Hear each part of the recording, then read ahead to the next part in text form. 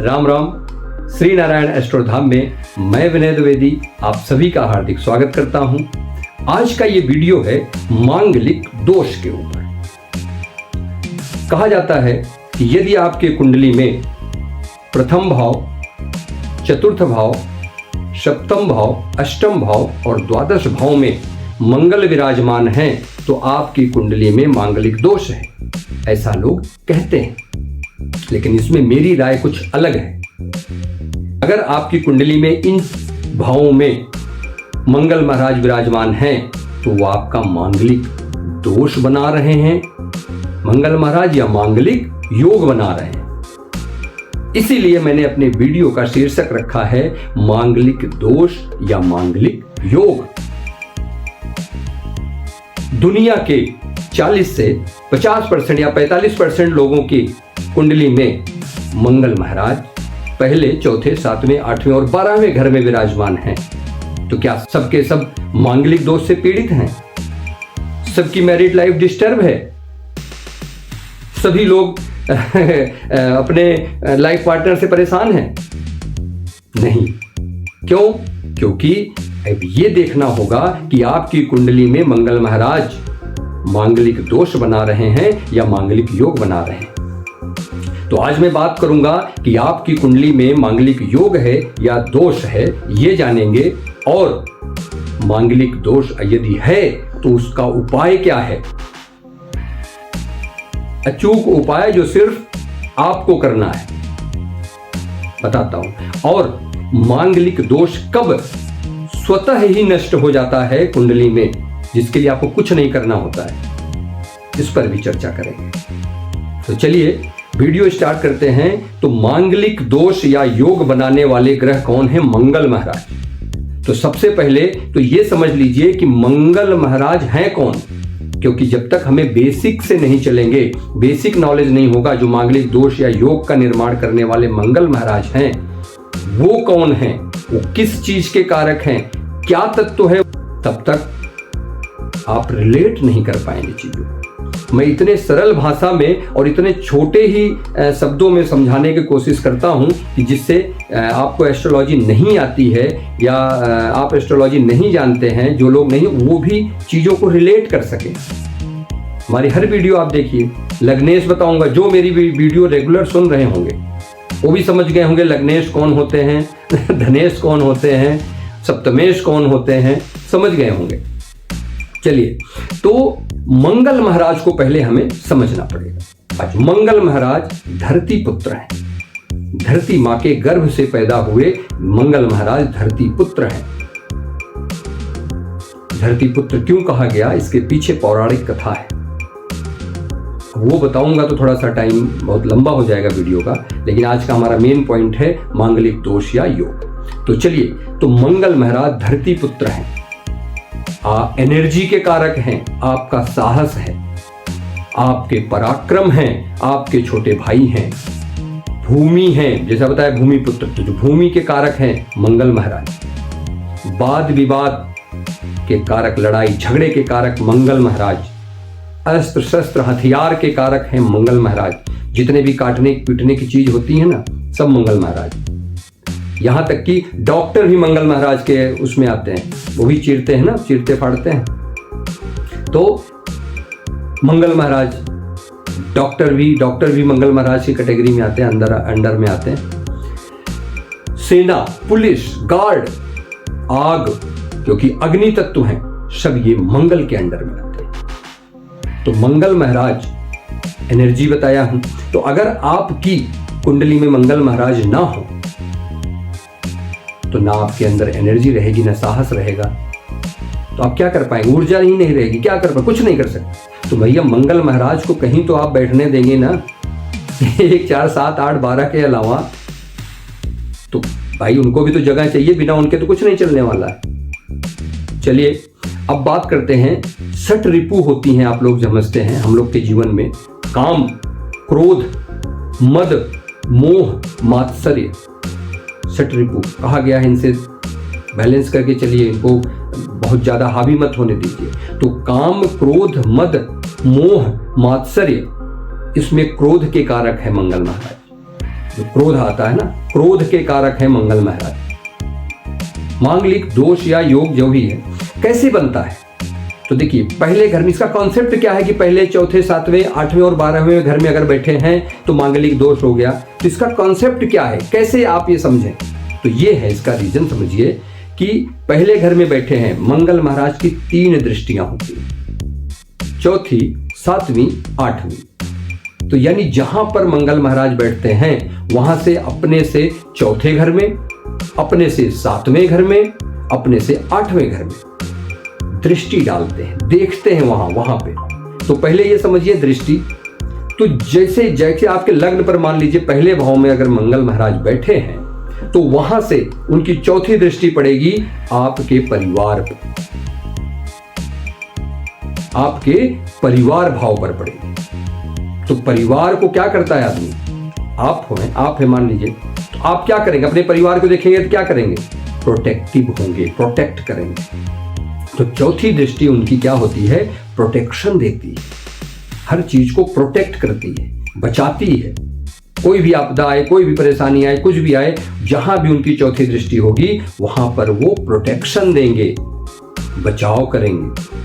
7वीं दृष्टि वहां से जहां पड़ेगी वहां पे क्या होता है, 7वीं दृष्टि को वो डोमिनेट करते हैं, यानी कि वहां पर पूरा कंट्रोल चाहते हैं कि हमारा पूरा का पूरा कंट्रोल वहां पर हो। अब देखिए यहीं पे मांगलिक दोष आ रहा है। लग्न पर बैठे मंगल, 7वीं दृष्टि जहां पर जिस दृष्टि से वो डोमिनेट करना चाहते हैं, कंट्रोल करना चाहते हैं, विजय पाना चाहते हैं कि मेरा जो मैं कहूं वही हो, वो क्या है, वहां से 7वां घर, 7वीं दृष्टि, 7वां घर मतलब आपकी मैरिड लाइफ। तो मैरिड लाइफ को जब मंगल महाराज देखेंगे तो यानी आपके स्पाउस को, अगर आप पुरुष हैं तो आप अपनी पत्नी को, अगर आप पत्नी मतलब महिला हैं तो आप अपने पति के ऊपर कब्जा करना चाहेंगे, होल्ड बनाना चाहेंगे।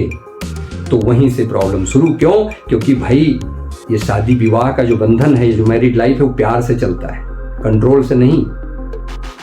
तो यहीं पर निर्माण हुआ मांगलिक दोष, पहला। दूसरा, चौथे घर में अगर बैठे हैं मंगल महाराज तो उनकी चौथी दृष्टि कहां पड़ रही, 7म भाव। तो चौथी दृष्टि से 7म भाव पर पड़ी। एक्स्ट्रा प्रोटेक्टिव हो जाएंगे। यहां कंट्रोल की बात नहीं है, कंट्रोल नहीं करेंगे, यहां प्रोटेक्शन, यानी उनको लेकर, अपने स्पाउस को लेकर इतने ज्यादा हो जाएंगे, अरे ये मेरा है, ये मेरा है, उस पर मैं, इस पे और कोई मत देखो, ये मेरा है। ऐसे आपका नेचर ऐसा हो जाएगा कि आपका स्पाउस परेशान हो जाएगा कि हर बार इतना ज्यादा आपके प्रोटेक्शन देने लगेंगे। जरा सा कुछ बोला, अरे क्या बोला, कैसे बोला, क्यों बोला, हर चीज को लेके थोड़ा सा बहुत ज्यादा, हर चीज में आपके मतलब इंटरफेयर करना। तो अब क्या होगा, आपकी लाइफ वहीं से गड़बड़ शुरू। अब आइए तीसरा, 7वें घर में बैठे। तो 7वां घर क्या है, 7वां घर तो खुद मैरिड लाइफ। तो उस मैरिड लाइफ में ही आके बैठ गए, आपके वैवाहिक जीवन में ही आकर बैठ गए, तो प्रॉब्लम करेंगे। लड़ाई झगड़ा, वाद विवाद पत्नी से, ये सब तो करेंगे। 8वां घर भी लेते हैं तो 8वें घर में क्या है, 8वां घर किसी भी, देखिए किसी भी घर से उसका दूसरा घर उसकी जीविका होती, सस्टेनेंस होता है। और 12वां घर, 12वें घर में बैठेंगे, वहां भी आकर पति पत्नी में लड़ाई झगड़े, ये सब चीजें ला देंगे, क्योंकि वो बेड प्लेजर का स्थान होता है 12वां घर। तो वहां भी आपको प्रॉब्लम देंगे। अब देखिए 12वें घर में बैठ के दृष्टि संबंध कहां से बना रहे हैं, उनकी 8वीं दृष्टि पड़ रही है आपके 7th हाउस पर।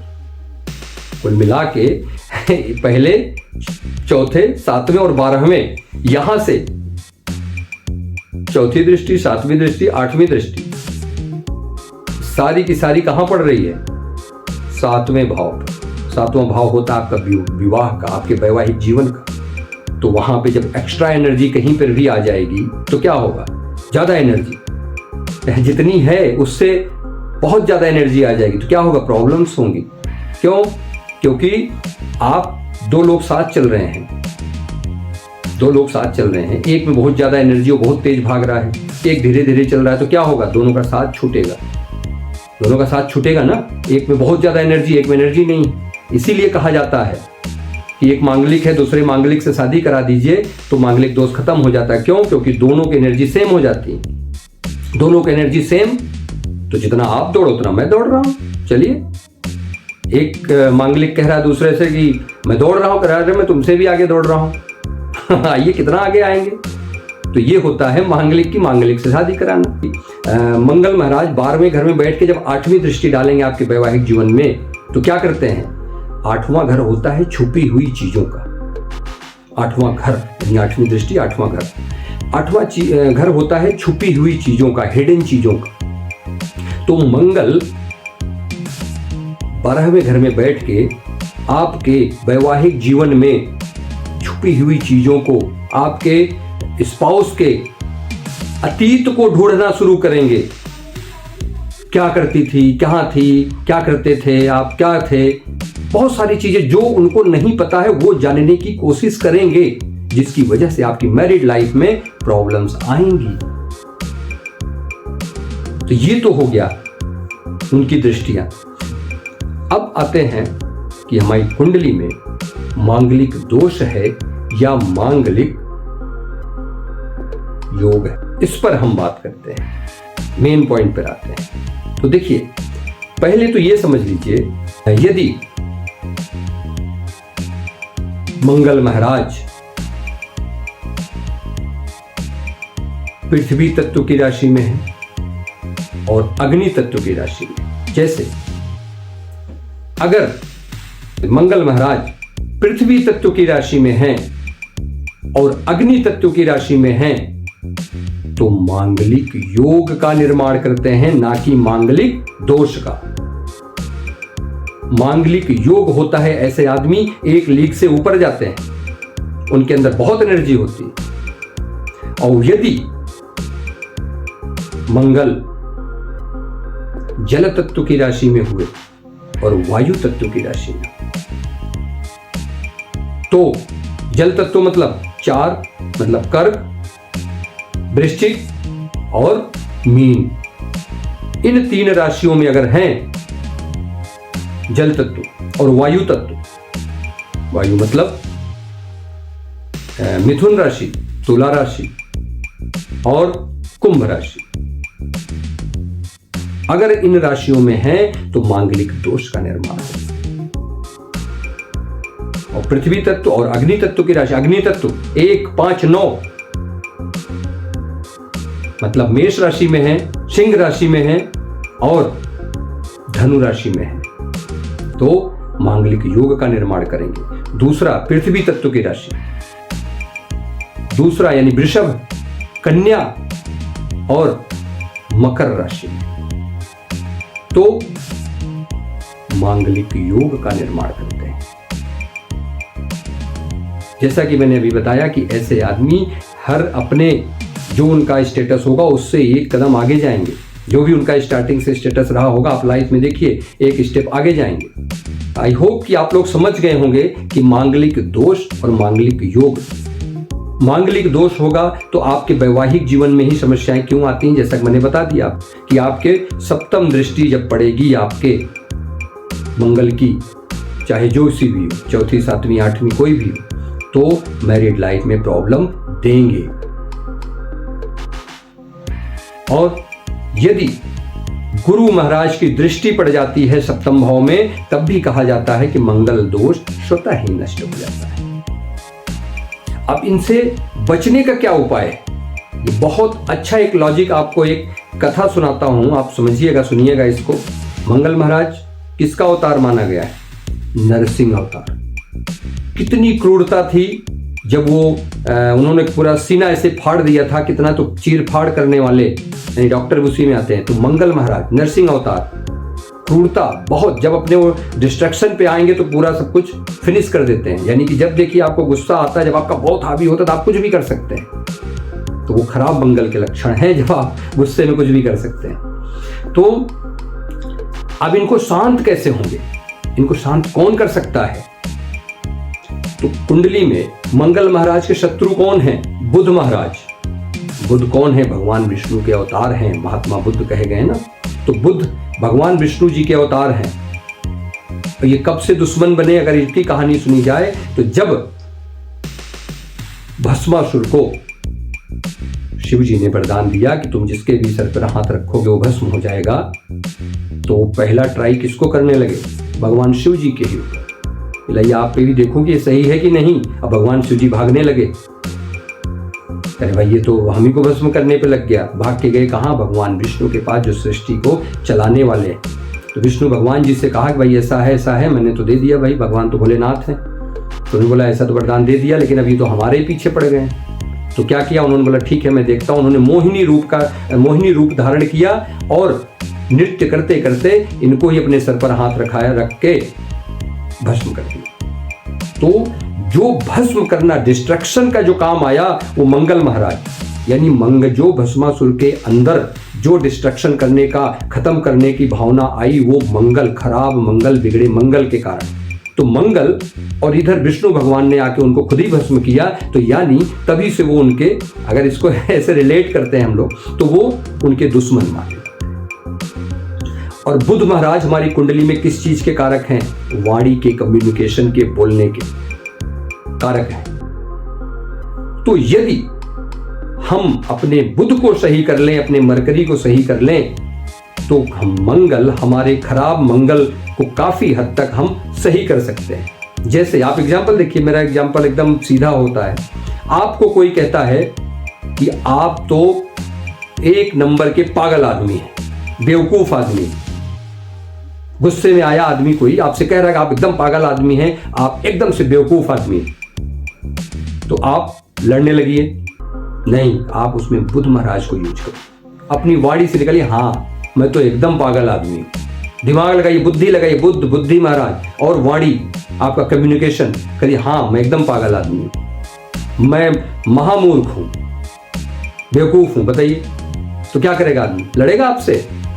कहेगा यार ये तो, वो अपने को ही नुकसान करे, मैं तो गुस्सा कर रहा हूं, ये तो शांत बैठ। तो अपनी वाणी से, अपने कम्युनिकेशन से, यानी बुध महाराज अपनी बुद्धिमत्ता से आप मंगल को शांत कर सकते हैं।